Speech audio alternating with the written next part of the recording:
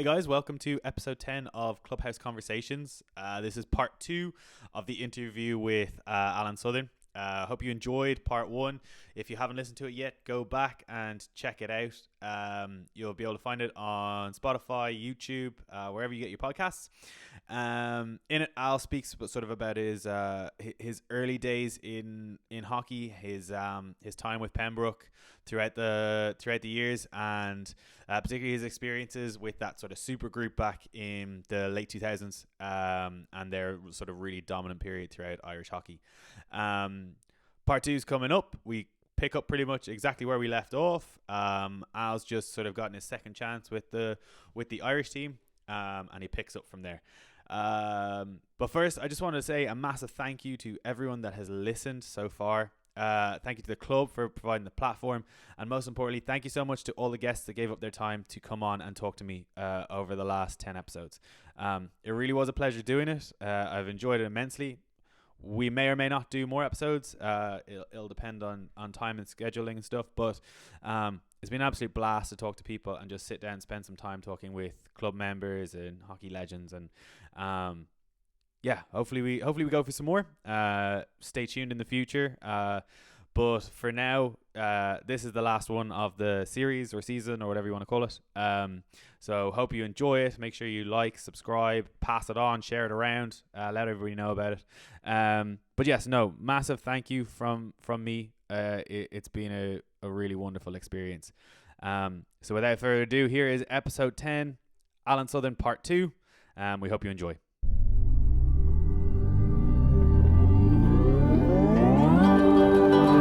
Clubhouse Conversations. You've only just coming back into it, so you can understand the sort of the hurt of that, but it maybe doesn't have the effect on you that having been more involved over that year and whatnot might have had. But how did then the sort of devastation of that from the whole group, how does that then inform the next 4-year cycle? Because obviously then you guys really kick on, and even how did the setup change? Did you guys start doing things differently? How did that then evolve to the point where you're now qualifying for Rio and playing in Rio? It was there was it was tough after that. The guys there was a lot of the guys were very broken after that, like in terms of like just mentally of like how close it was and the way it happened in the end, where Korea score with 7 seconds to go and there's you barely take tip and the final whistle's gone and that's it. And it's not just, I've lost the game. It's like 4 years and a dream, But we had a bit of a lull for probably, so Revs left after 2012 and Andrew Meredith came in, and a lot of people wouldn't have a lot of good things to say, but my positive for Andrew Meredith is that I got my chance again, and I came back into the squad fully again in 2013, and went to the World League in India. Was my first tournament back, and I was top goal scorer at the tournament. Wow. Again, alongside, I was joint top goal scorer with Raghunath from India, who's like world renowned drag flicker, and all my goals were from play because I wasn't flicking for Ireland at that stage, and so it was really, that for me was a huge moment, and that again made me feel like, okay, I'm back in here and I can, like, I'm showing again what my worth is, and that I need to be at this level and playing at this level, and also showed me, I really want to be at this level. Missing out and being injured and not being involved, my hunger grew even more to get back in there and to get to the Olympics and to get to the World Cup and to be back in playing on that level. Yeah, that sort of allows you to, I suppose, if you're continuously going, unless you're super driven, there can be a staleness or whatever that kind of can come in. Whereas maybe that came at the right time, where you've got the tools. You've got new experiences and tools at Den Bosch and stuff, and playing at that level. You've seen stuff through Pembroke and everything. Then you're not quite making it in, but now you've got you got an even bigger base to draw from to try and get yourself back there. That little bit probably helps you. A little bit of sort of trouble and missing out stuff helps you then, like you said, gives you more hunger. It rekindles the fire. It keeps you going then for another few years. And like, what a few years! But there, like, to be able to come out top scorer with a guy that's on drag flicks, like, you know yourself as a drag flicker, like, you rake up goals, you rack up goals, like, no doubt. But to be able to do that without a single like corner goal involved, it's all from play. That's huge, and that must massively boost your confidence then going forwards. Um, so what kind of came next after World League? Was there a World Cup cycle first, and then into Olympics, or how did that Yeah, unfold?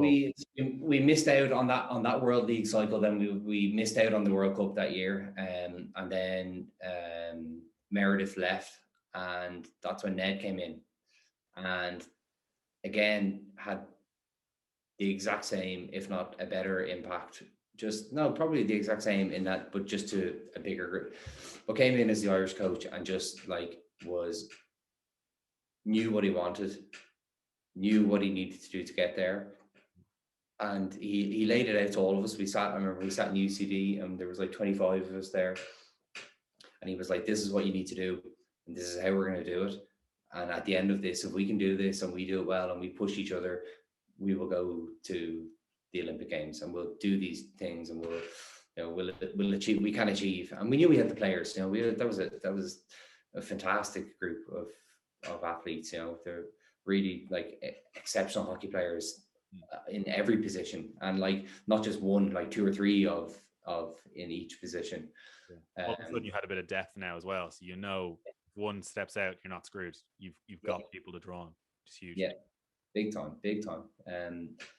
So Ned was like the catalyst for that, and came in and really pushed us and brought us on to that next level. I remember like that we went out and we got so much fitter. We were just, and like that relentless, that just every day pushing and just waking up. What can I do today to get better? What can I do today to get closer to my goal of what I want to do? And that, like, look, it paid dividends in the end. Yeah, physically, I suppose, like, we'll talk about the hockey as well, but like physically, was there change in like S&C personnel with Sport Ireland or anything, or was there like new resources made open to you? Like, because you could definitely see like everyone up to the new level, the like fittest ever seen those group of players be in, was there a change there? When I first came into the group in 2020, what was it? In 2006, 2007, it was all about the gym, and it was about getting stronger and lifting weights and getting stronger and pushing. But at the end of the day, hockey's a running game. Mm-hmm. So you can be as strong as you want and you can be lifting all the weights you want, but if you can't run and if your aerobic fitness isn't at the required level, doesn't matter how strong you are, you just, like, all you can do is like shove people off the ball. Do you know what I mean? Like when play is a little bit dead. So when Ned came in, he really brought that back to earth, and it was kind of like, we've always had great support. Like S&C wise has been brilliant, but it was more of a, S&C wasn't as like strength based. It became more power based, and then it was all just about running and that from probably 2014 on. I don't recall ever before. We used to, like, obviously in preseason you do like running sessions and stuff like that, but we never did like running. Like we never, like, you do a bleep test, but like you wouldn't do any training to build your aerobic capacity. Yeah, so that was all built into the drills and stuff, and how they were constructed to make sure you sort of ran as much at it as intensely as possible. Yeah, and like, to be fair, Revs kind of was bringing that in before as well, like, but that was the biggest takeaway from that, is that, like, look, like, hockey's a running game, and you guys need to be as fluid as you can be when you're running and moving, and if we can do that, we have enough hockey skill to be able to get us, let us fight with these bigger nations, or so-called bigger nations. Yeah. And that's fair, because you started, there was around that time you got like Australia were a bunch of mutants, and you heard stories coming out of there about like them doing like double like bleep tests and stuff, rightly Yeah. or wrongly. Like you can argue Finishing whether that was the thing to be doing. a test while writing a new one at the same time. Like it's like, yeah. Like insane. And even the Dutch, like they've excelled in this sort of fitness and stuff. And you've seen in the women's side a little bit where the US have made up for almost all their lack of skill with just insane work ethic and fitness levels. And that's huge. But it's really interesting that you like most of that work was done without having to actually do any mindless running, or without very minimum mindless running. But there's always a balance there. I suppose you just need to be strong enough and robust enough to not break, and to maximize how much you can get out of. But even like the sticks now, as they start changing, you know, they're lighter. You can get more out of them. You can get more rebound out of them. So you can kind of make up for. You don't have to be super strong to be able to swing that thing super fast anymore. All that stuff has nicely come together into this, into what we have now in the modern game. So then, yes, so you start going in and you qualify. What was qualifying and finally getting over that line, knowing you're now going to an Olympics? What was that like? It was like so we went to, again, that year was, I was in Brussels that year playing in racing, and everyone, it was the right time for that group, you know, like everyone was kind of coming toward. I was 27, you know, like everyone was kind of getting to those kind of like the years where we had experience, like we were all kind of around 100 caps or over 100 caps. And you know, at the end of the day, like experience tells a lot at that level. You know, like, you know, you can have like, look, there are some freaks that come out and they've got like no caps and they just like dazzle from the word go. But there's not many of them in Ireland, and certainly none that I've ever seen or can see coming through now. You know, like you have to gain this experience, and you have to do it. But we went to Antwerp and we played World League 3, which was like the qualifying tournament. So if you came in the top 4, you qualified directly for Rio, and then place 5 and 6 were likely to qualify, but would have to wait for kind of like to see how the continental championships played out and stuff like that. So we went in and we had trained really hard. We had a great tournament in World League 2 in San Diego, and we won that. And we went to World League 3, and we had a tough group. We had GB, Belgium, and Malaysia in our group. And all three, like three of us, 3 out of the 4 ended up playing in the Olympics, but like Malaysia could have easily played in the Olympics as well. Yeah. Like that's like, you know, they were also, Malaysia really kind of were, over all those years, like we played each other from probably 2009 onwards up until kind of that time, and we were always kind of neck and neck in terms of, you know, they were so fast and technically really good, but mentally they kind of, that's where we had the one up on them. But we went into that tournament and we did well in the end, and we came 5th in the end. We lost out. We had to play the 5th and 6th place player. You went into this like kind of like subgroup of 4, so it was like ourselves, Malaysia, France, and Pakistan, and 2 of those 4 were playing off for potentially the Olympics kind of thing. Or generally what they said, like if we came 5th, we would probably have a good chance of going if we could.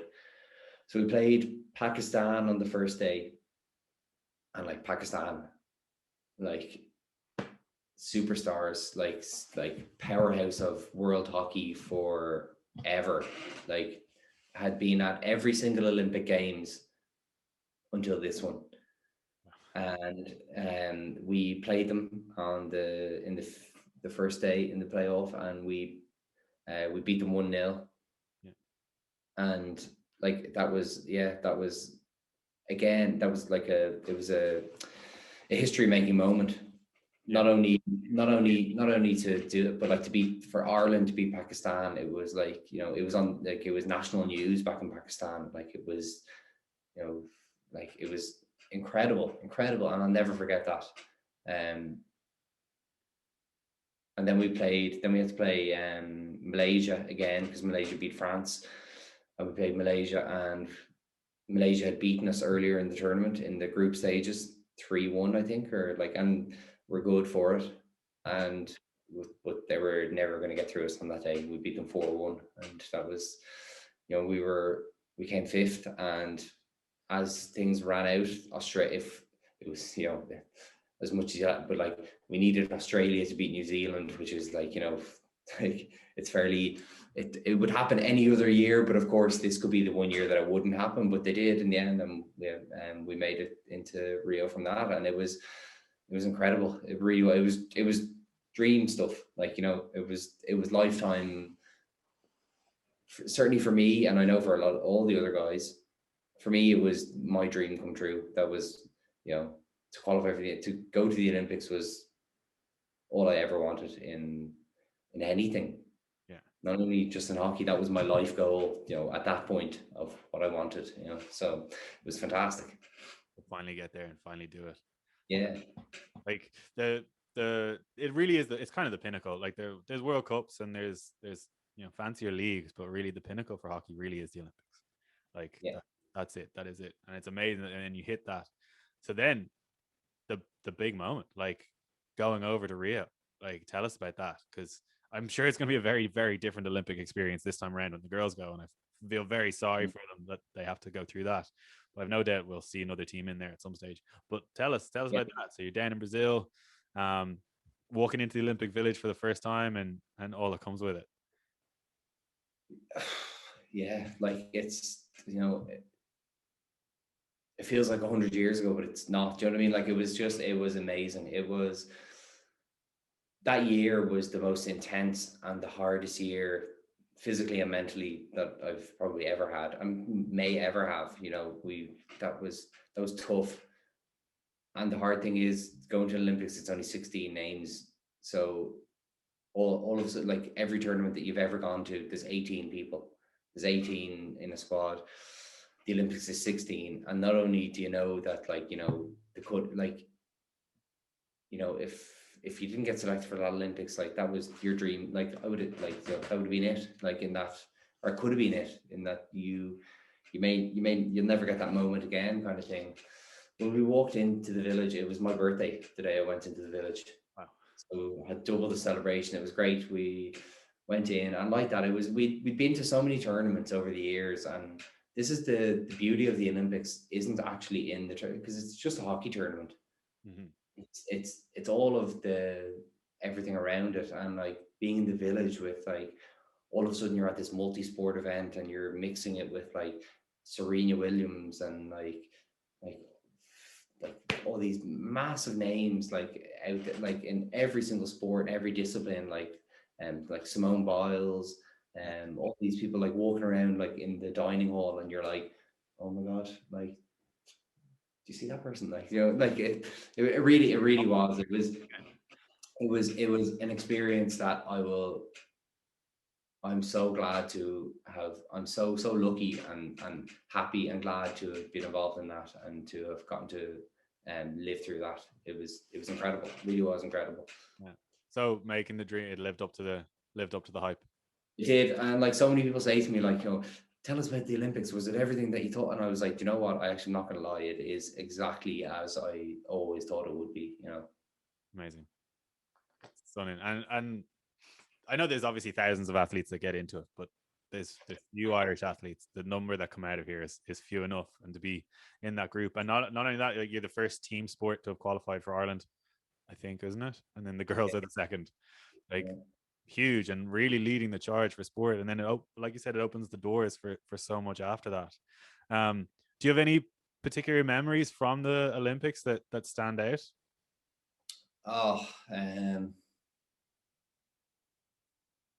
Yeah, like there's a few, like just every day waking up and the buzz of the village was like really exciting. It was really great.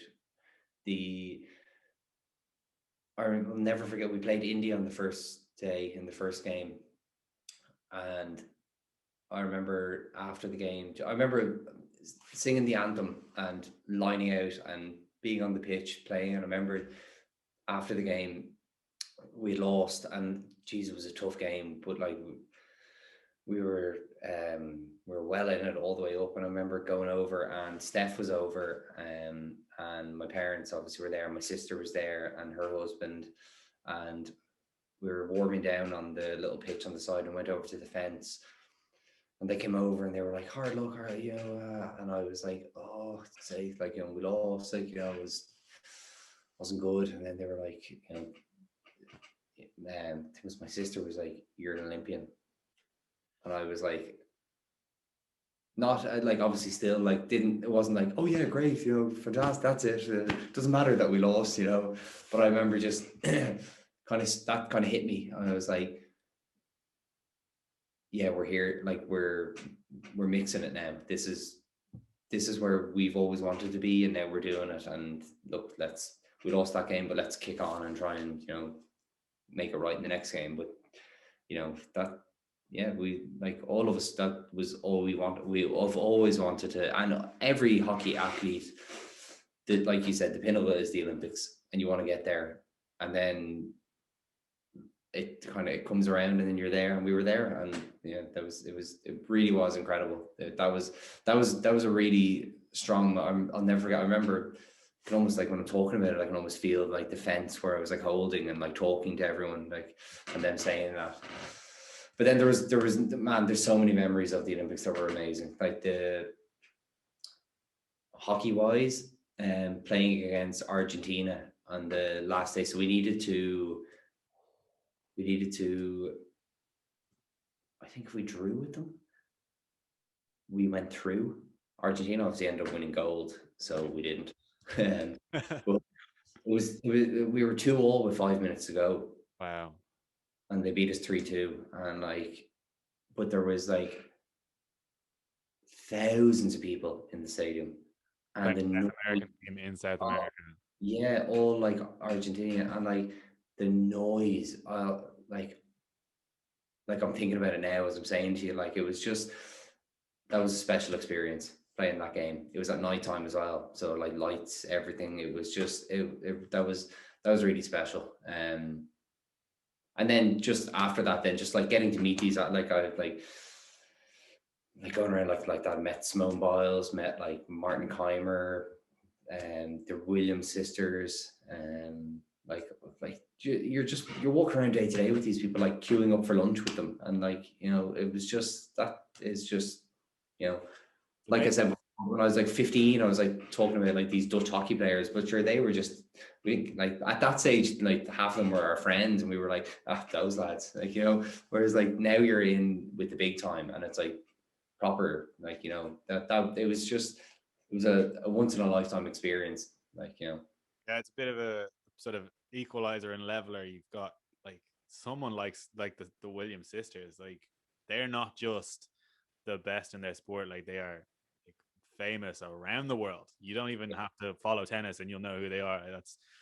That's incredible. And you've got everyone just coming together into that one. That's possibly going to be one of the hardest parts for the athletes who, if Tokyo 2020 or 2021, whatever they're going to call it, if that goes ahead, that's probably going to be one of the biggest things that they're going to miss out, because it's probably just going to feel like a hockey tournament. And and strange like that, yeah, like, yeah, I did, tough. that'd be tough, really tough. Yeah. Okay, so then you're coming out then of the Olympics and the highs and that. How does then, what happens next? There was a European medal somewhere along the line. Was that after the Olympics? That was before the Olympics. So I was in the same summer that we won, like we got our spot for the Olympics, we went to the Europeans. And again, like for me, actually watching the Europeans over the years, you had like the Europeans is a tougher tournament than the Olympics. You've got 6 of the best countries in the world battling it off, and Ireland was always just like, if we can stay in the A division, that's a win. And all of a sudden we came out and like that for me that's a better memory, and that's one that I'll like, winning that bronze medal is like, the others were brilliant, but they're memories and they're photographs, whereas like physically to have a bronze medal from a European A division, in the year before an Olympic Games, like Belgium won silver and we knocked them out of the top 4. the year before, you know, like it was, that was, that was, that was incredible. That was amazing, amazing.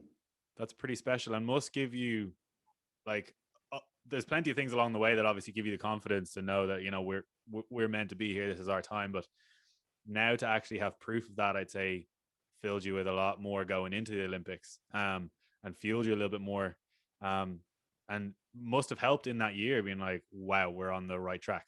Or Yeah. if I might be devil's advocate a little bit, do you think that would that potentially have fed into a little bit of complacency, or did it kick on?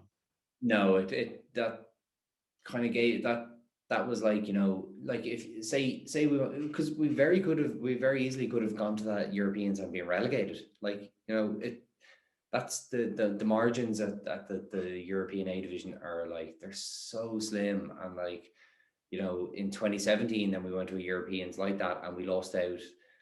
We were playing England for a chance to go to the semi-finals, and we lost to them, and we should have beaten them, and we nearly got relegated, and they won bronze. Do you know what I mean? So it's like, that's how close it is. It's so fine in that tournament as a whole. But no, I think that bronze medal just gave us confidence. Huge. So then we will go back to sort of or go forward even. We're finishing up with the Olympics. What happens next, Irish hockey wise? Then, how do you come back from those highs?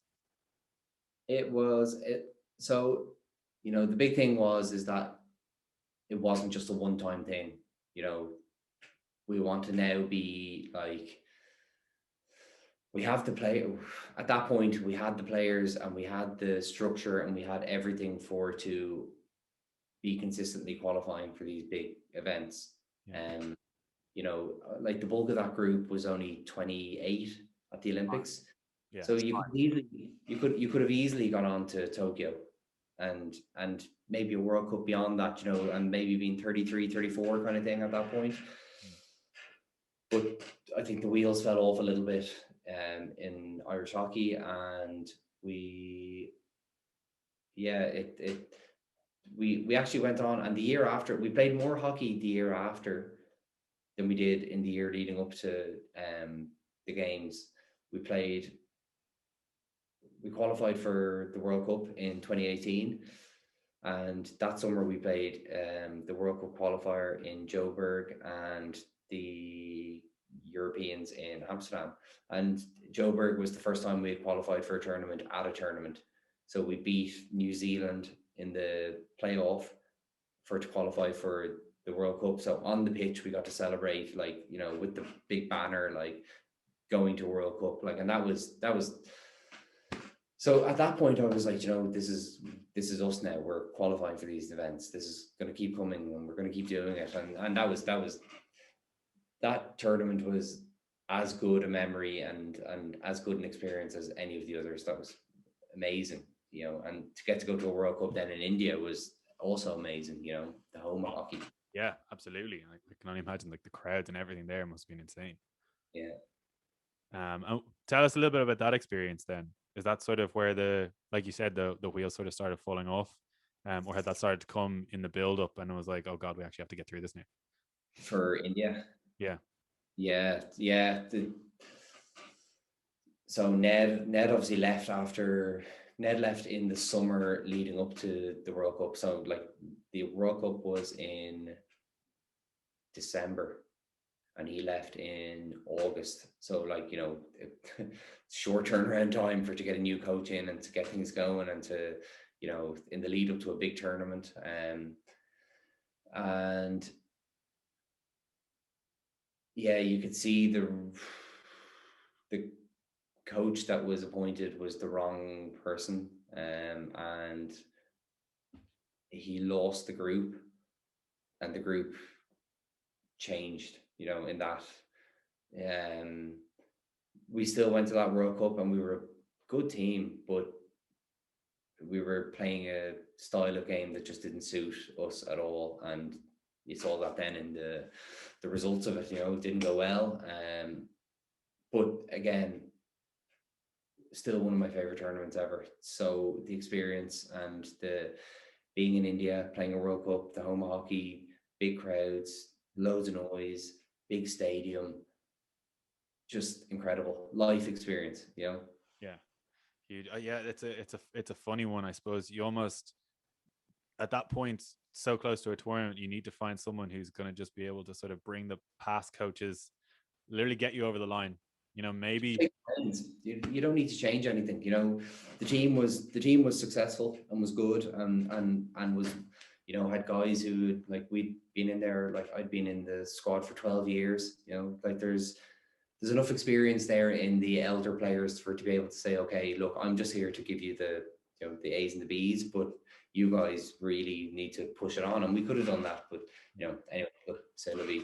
Yeah, that's it. That's it. Maybe a time with the space and not in a build up to a tournament. Maybe a future coach or a potential coach, but not in that scenario, obviously. And it didn't end that well for anyone, even a year on afterwards when they stepped away as well. Yeah. So obviously amazing like career and you've done so much. Um, you might tell us a little bit. It's not been the most easy thing because you're type 1 diabetic. It has huge impact on energy levels and everything. And I'm sure there's plenty of people that get diagnosed with some sort of autoimmune disease, something that they have going along, and all of a sudden it's, oh well, I can't do this, I can't do that, and I can't do this. I mean, you've shown with that you can go on and be an Olympian. Tell us a little bit about your journey with type 1 diabetes.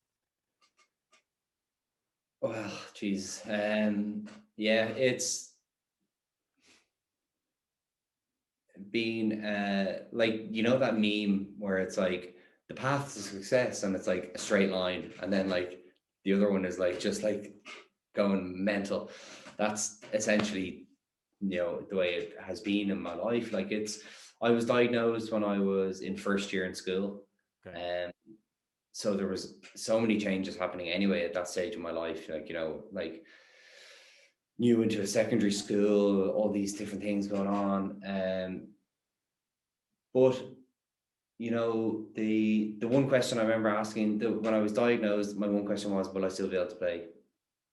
Can I still play sport? Can I still play hockey? Is that? And they were like, of course you can.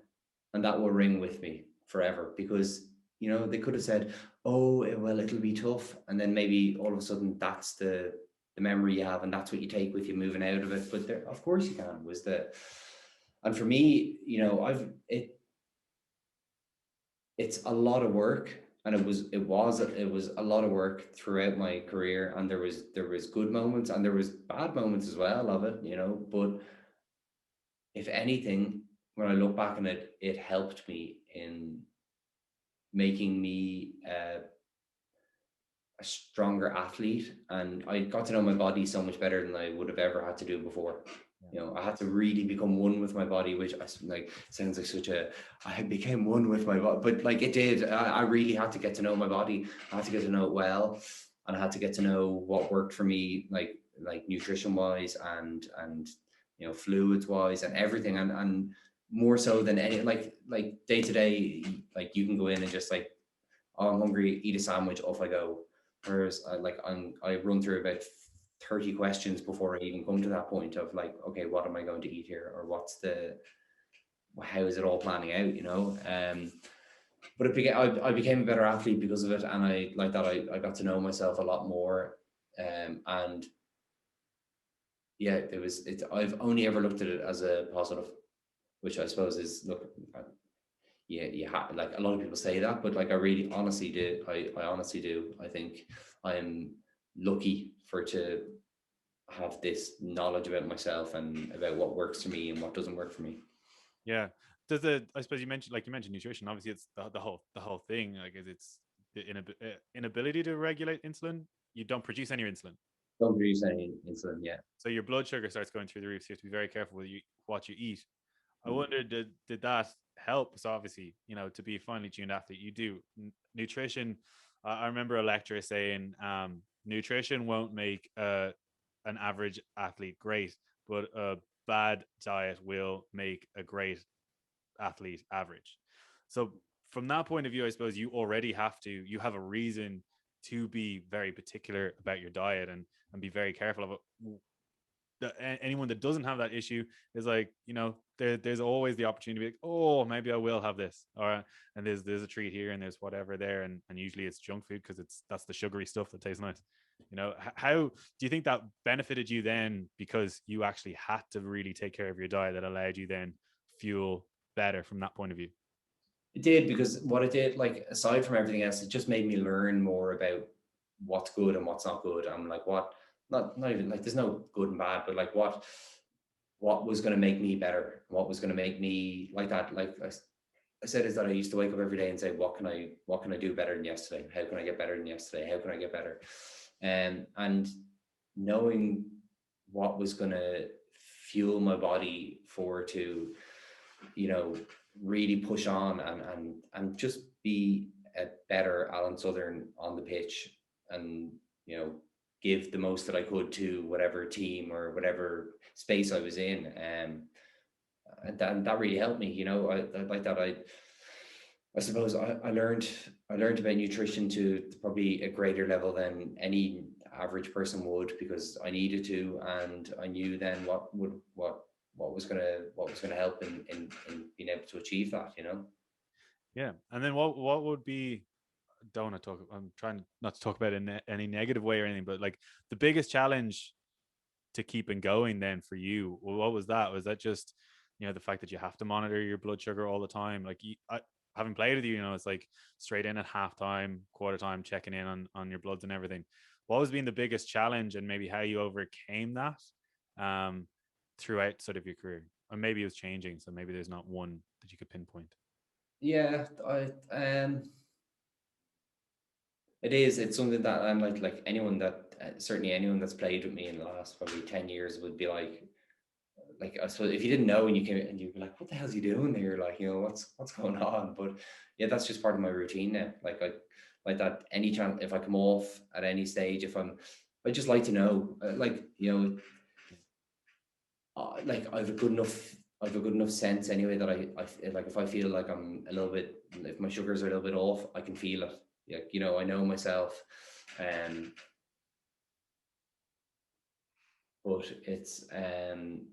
it's good to know and good to have that kind of record of it, and good to keep it in on that level. Whereas when I first was diagnosed, I used to just take like 2 injections a day, and they were these giant needles, and it was like a mix of like fast and slow acting.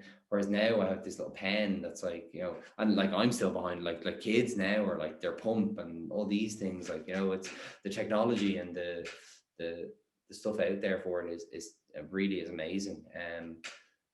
But yeah, it's just sorry, I've lost train of thought here completely. Oh, you're Yeah, I suppose that helped. Like you said, you came to become very in tune with your body and learning, and I suppose you can't do that without information. So to be able to check in during matches, like, I feel a little bit low, check in. Yeah, do you know what? Actually, I'm a little bit low. Cool. You start to get a better sense of what those feelings as well actually mean, and how much you can sort of, I suppose, listen into them. yeah. Uh, Sorry, I know you were saying before that question, that this is where I was getting to, is the hardest thing I think for me was that, and I'm way better at it now, but like at first, if things were off, like if I checked my blood sugar during a match and it was maybe a little bit high, or a little bit low, it's hard to manage it in that space, in that moment, within a game. Do you know what I mean? Like, you could be going back on the pitch in 2 minutes time, and I'm thinking, well, geez, like, if I took a little bit of insulin, will I go low then, or will I just let it ride out and, like, just deal with it after the game? Like, I don't feel that bad. Or if you're a little bit low, then you're like rifling like dextrose tablets in, trying to like bring it back up again. And then you have the opposite side of it, where it can go too high, and like, that was probably the really difficult side of it, which I got better at, just allowing it to like naturally anyway. Like, your body will, with adrenaline, your sugar levels will start going up a little bit anyway. So it's a natural kind of thing. Like, you just kind of need to be happy with it, and not, whereas at the start, maybe I would have like freaked out at that and been like, oh my God, I'm screwed, I'm gonna die. yeah. That's not necessarily, and you're there. You're in the heat of a game, like whatever about it in a training session, like in a match, and you've got to figure out, okay, well, what have I been doing? What do I need to do next? And trying to think about all those, and then also trying to like, yeah, am I going to die on the pitch if I go back out here? And trying to worry about that, like, As much as I laugh about it, that's like that could, like, you know what I mean? Like you, like, yeah, I could collapse on the pitch, and then it's like, oh, okay, shit, that's not good. yeah, I'm still a bit now that you mention it, and you think about it, I'm surprised over the years there hasn't been a little bit more. And no, maybe this is you just being a little bit more private, but like we probably should have been prepped, or maybe there's someone in the club or on the sideline or whatever that is prepped on no, but like no, I don't think anyone like if you collapsed, would anyone in the team know what to do? Probably not, no. But to be fair now, I would never let it get to that point of, I don't like, and not to be like, oh, because it could have, but like on a game day anyway, like my parents are always generally there, Yeah, or like Steph is there, and like they know well what to do straight if there's it. But I'm so aware of it, and especially the awareness is heightened even more when I'm training, because I know I have to be. So like you would have seen over the years where I'm just like, I go off and I just sit for a while, and it's like, I'm just a little bit low. I need to, take 10 minutes and bring it back up, and then I'll be grand, But yeah, now that you say it, in Ireland, I'm sure you got a physio or a team doctor or something, but yeah. with the lads, it's what do we do now? Why is he not fucking training? Yeah, Jesus, that's something. I how do you? I suppose you just have to tune out the noise because Yeah. what it's just you Yeah. just got to tune that out. But I suppose the last thing then on that maybe, or unless there's anything you want to add, I suppose is what advice would you give to say a kid or someone who's been given something like this? What advice would you give to them, in how they maybe they've got a dream like yourself to go on to the Olympics and have got this diagnosis or whatever. Sometimes you see in school and it's like, oh, I've got such and such a diagnosis, and they're just, ugh, and it's like the wind's knocked out of their sails and they don't necessarily recover, or it's a crutch, it's an excuse. How do you Yeah. maybe some advice to turn that into a positive? Because as you've done. I think, like, if I was giving advice to my younger self being diagnosed now, I would say, look, like, absolutely, the biggest thing for me was being told that like nothing is impossible. You know, like, yeah, look, you have this and you have to deal with it, but it won't derail what you want to do. Do you know what I mean? As long as you deal with it well, and you learn about it and you get to know it, you can achieve anything you want to. And the biggest thing for me was just like learn, like anything, like look, I always wanted to be like a hockey player, a goal scorer, all these things. So what did I do? I was out in the pitch like that on a Friday, on a Saturday, for hours, just hitting the ball, learn about it, Yeah. get to know it. The more time you spend reading on it, and letting your getting your information right about it, and getting to know it, getting to know your own body, you can it like I said before, it'll benefit you more than it'll hinder you. Yeah, knowledge is power, I suppose, in that realm, big time. 100%. Yeah. So we've gone over the hockey stuff, and we've gone over sort of your how you've dealt with diabetes. But then the last few years, obviously, we've had COVID, so that's a break. You've been on the pitch since you're a kid. There's been that. Started to wind down your Irish stuff. So I suppose tell us a little bit now that you the last few years. Tell us what sort of now and next. I know off camera you sort of mentioned about how that's some of the things that you're finding the most exciting is how do you deal with life now? Maybe not necessarily without hockey because it's still there to some degree, but the next sort of phase of your life. It was, and like anything, I suppose, when you like look, I stopped playing in the Irish side when I was in Ghent that year. So I went away that year for, like, that was a big part of it, was going to the World Cup and like being in the best position possible for to be at that World Cup, because you kind of then hold the full deck of cards in terms of Olympics, World Cup, like as a career, and so I didn't want to miss that opportunity. Um, but I would honestly say, I still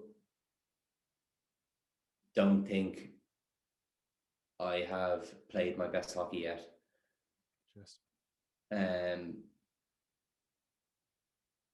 I feel more at ease on the pitch now than I ever did. Do you know what I mean? Like I just think because physically, I think we all. It'll be interesting to see now. I'm really excited to get back and get playing again. But I feel now more confident on the pitch and more at ease with what I'm doing in everything than I ever did. You know, and I think that just comes with experience and with age, and like that's a natural progression into where you get to. Hopefully, my body can keep up when we finally get out there again. But so I came back from Ghent that summer, and I was very lucky to get engaged, which was something that I had been planning for the year before. So part of the reason of going to Ghent was also in that, and there was a good contract there, and I thought, okay, this is a good space to go and do this, and you know, put myself in the right line to be able to propose at the end of the year. So we did that, and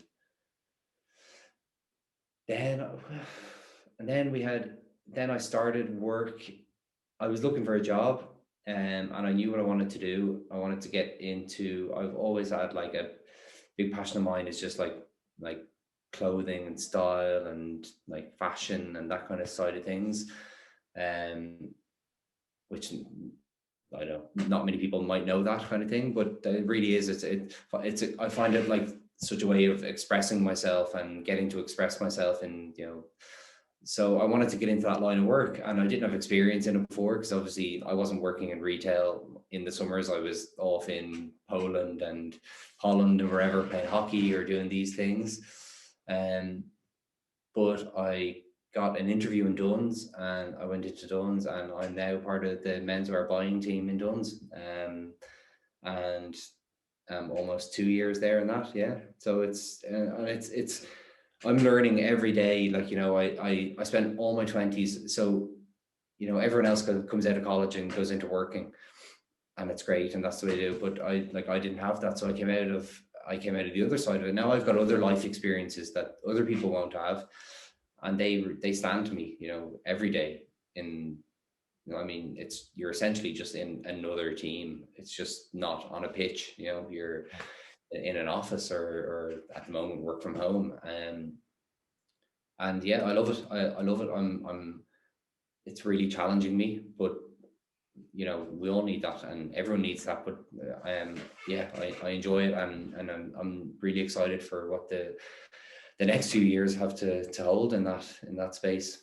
for sure. So I'll come back to one of the things you said slightly earlier, and your comfortability on the pitch, and it's something that I would say I would have noticed, particularly maybe this preseason. Yeah, it would have been this preseason. The bit of hockey that we did get to play, in friendlies, I would have said by the looks of it, you're covering more ground, you're playing more of a leadership role, stepping up, that like bringing your experience more to the fore. I've never seen you. I don't think I've ever seen you sort of back in the D doing some defending. Seeing that this year, it was huge. Like the comfortable, all just the. I thought you got around the pitch, and were firing again and hungry. That hunger was.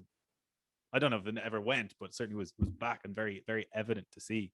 But it was interesting you said, because that's probably the best way to sum it up, was the, like, as you said, feel more comfortable in there and feel more comfortable on the pitch. For despite having been there for so long, do you think stepping away from Ireland allowed you, that was necessary, and you needed to do that to be able to give you the freedom, to put more time into your relationship with staff, and make that leap to sort of follow the fashion and stuff? And do you see, you said you still have some of your best hockey in you. Do you see a world in which you can bring the two back together? In terms of playing for Ireland again, or Yeah, do in you that? think that's still there, or do you think that door is closed? I never formally retired. Yeah. Because I don't feel the need to. I don't need the pats on the back, or the an article written of whatever, if there even would be, kind of thing. But no, if I still think I'm the best goal scorer in Ireland, and if there was ever a need for me in a one-off game, or if yeah, I would go and play. But life moves on, and we go and do different things, and look, there's a next generation coming through, and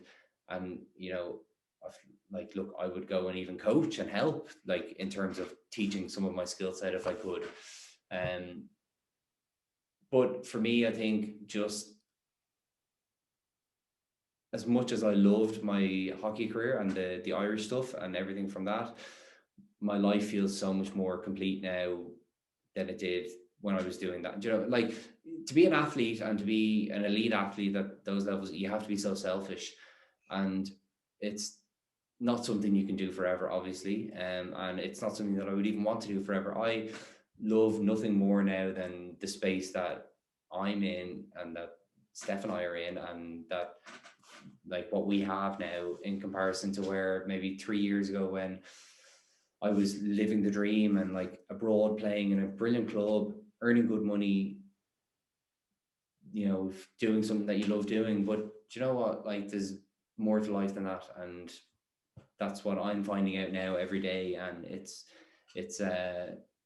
really exciting, and it's really nice. And like, to touch back on what you were saying about, like, you saw me, like, now the club is, like, for years the club wasn't my focus. Like, it was my focus on a Saturday, but it was always about Ireland and about international hockey and about what you were doing at that level. So, but this year I was so excited to get in and to be playing with the lads again, and to be part of that group, and to not only just be like, oh, Al's not here this week, he's away in Holland playing games, or the Irish team are training, so he can't train tonight.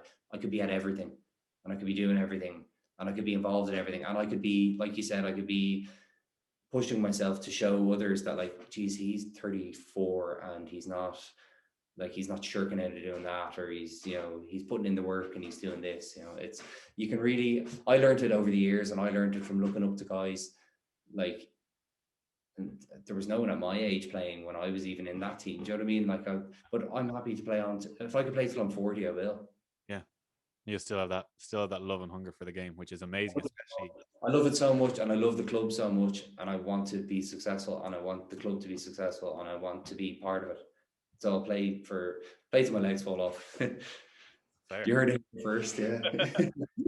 you rolling out for the vets at some stage. Oh, stop! Can't wait for those days. No, it's fascinating to get that kind of insight, especially from someone like you. It's fair to say, like you said, it was your focus, and you had the ability to be able to make it your focus. And it's not easy in hockey, because it's not a professional sport for the most part. Obviously, you've had stints where you've been able to do it professionally and whatnot, but really, there's a lot of sacrifice that has gone into that to not be starting into a career and to be coming out of that fresh. And we had Aoife Lane on here, and she works with the rugby players and stuff, and like part of the whole point of that was to make sure they prepared people for off the pitch and whatnot. And I'm sure it's not, you've either got to try and live two lives at the same time, which possibly wouldn't have been as successful for in your particular circumstance, that if you didn't have that freedom to be able to just focus on hockey and make that all yours.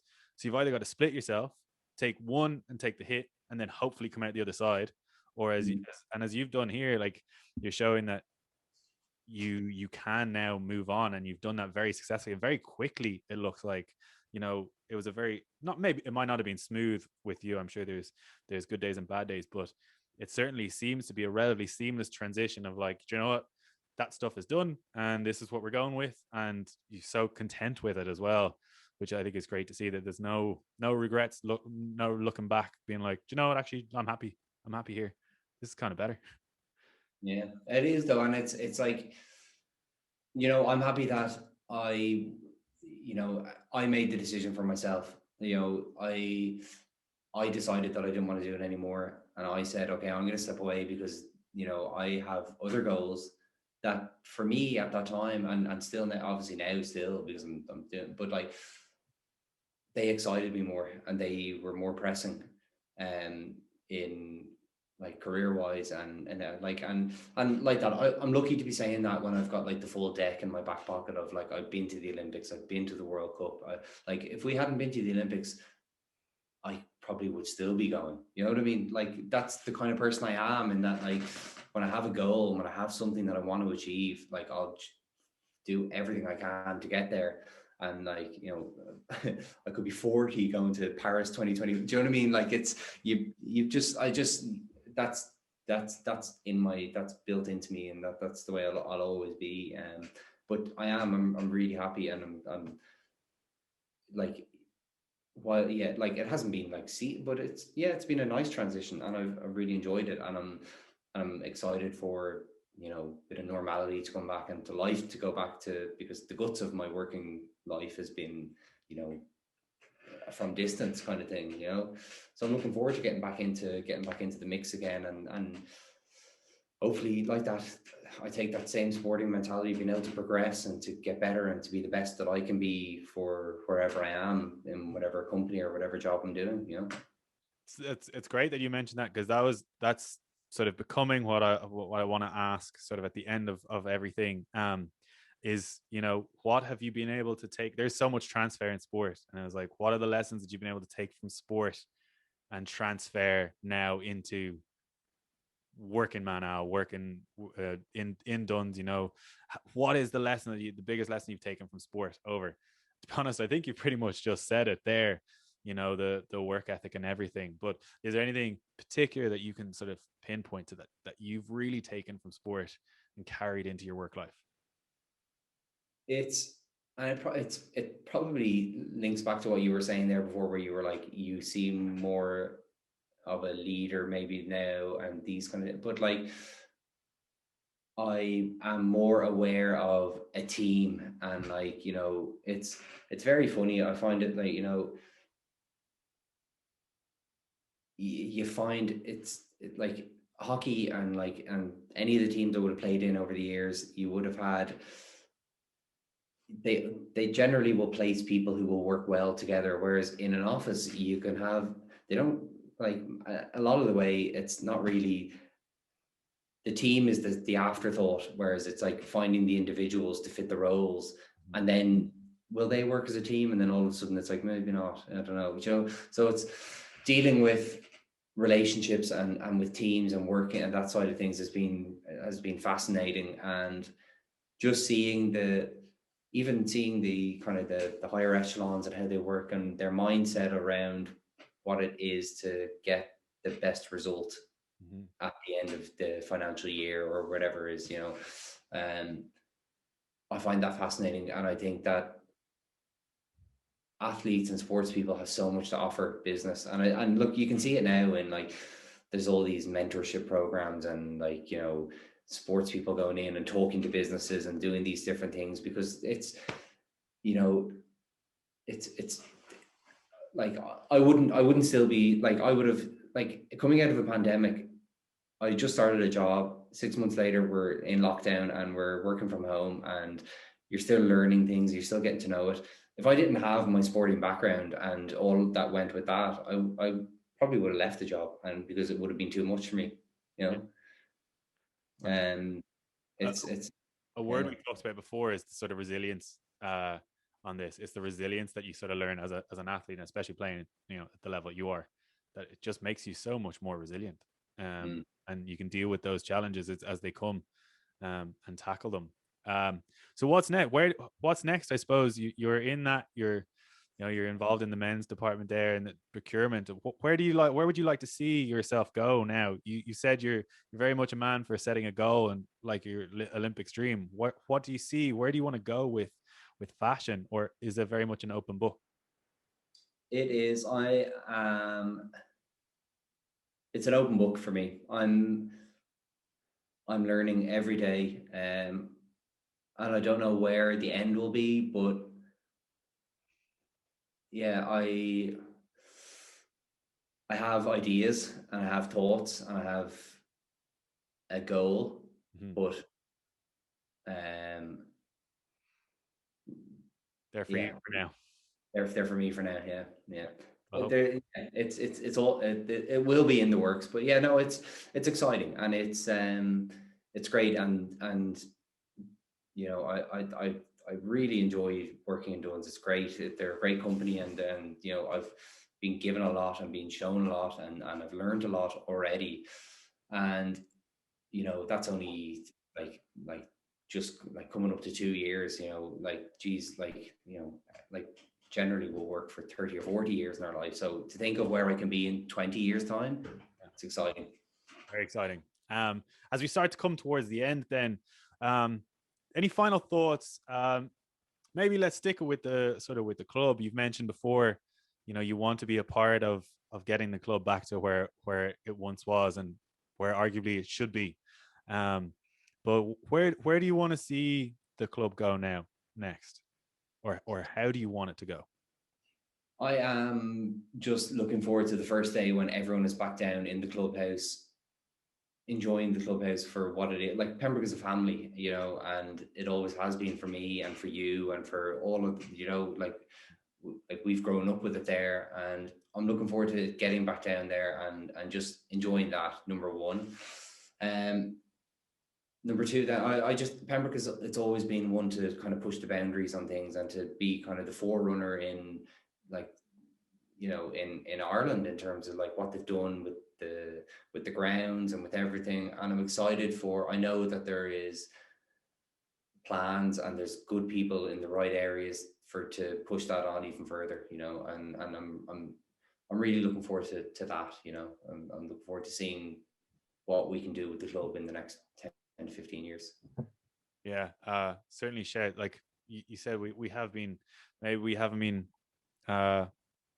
picking up the ball and running with it as much in the last few years as we would have liked, but certainly we have been the ones to sort of push the boundaries over the years, and it'll be great to see that. You know, we've got the facilities, you got the family, sort of like it is a family, and we've had people on here who have come into the club and they say, you know, the social aspect of the club and how much of a community it is such a benefit to it. It would be nice to now add the what's next, and just give, I suppose, push hockey on again, push Irish hockey on again. We're the pieces are there for something very special with our club. They're there if we use them right, and the right people are willing to. It might involve taking some risks or and whatnot, but the pieces are there for it to be the biggest and the best club. And at the moment, we are possibly underperforming, not just on the pitch, just in general. You know, the facilities, you know, they're being worked on. We're getting movement on them again, but it's then to keep that ball rolling and keep it moving forwards, and try to actually keep the momentum going, not just being like, cool, we got a new thing and now we're going to sit on that for a while. Yeah. Okay, what's next? How do we keep making those steps towards, you know, being back in EHL, potentially being one of the first not professional clubs? I don't think that's ever really going to be in the wheelhouse for Ireland. It's not big enough.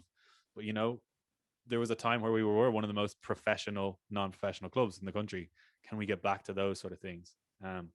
Very intrigued to see. And I think your experience is one of the key pieces to that puzzle in terms of how we move that forward. Sorry, there wasn't actually a question in that, I realized at the end. Cut. But no. So yeah, so look, we're gonna wrap it up there. We're at the end. Any parting thoughts that you want to leave us with before we finish up? No, look, I said it to you at the start, Simon. I think this is a brilliant platform. What you're doing, I think it's so good, and I've really enjoyed listening to previous episodes, you know, with other guys, like not like obviously I know Iggy, so like, you know, I like kind of put him on mute as much as I wanted, but you know, but like getting to know other members in the club and getting to know this community and this great family that we do have, I think just like keep it going. I think like this like you just said, you know, this is something new, and no other clubs in Ireland are doing this, and you're doing this, and you're taking it off, and look, I'm all behind it. I think it's fantastic. I really appreciate that. Well, look, Al, thank you so much for your time. I think this may end up being our first two-parter because it's a long one, but I really appreciate you taking the time to do this. And the time flew. I could sit here talking, man. I enjoy talking to you, and I enjoy talking about this stuff, and I mean, look, I could talk about it for hours, you know. Yeah, no, you've been brilliant, and thank you again. So guys, we're going to finish it up there. If you enjoyed this this episode, please show us by hitting the like button, subscribing to our channel. Thank you so much for watching. I've been your host, Simon Thornton. Join me next time for another Clubhouse conversation. Al, thank you so much. That was class.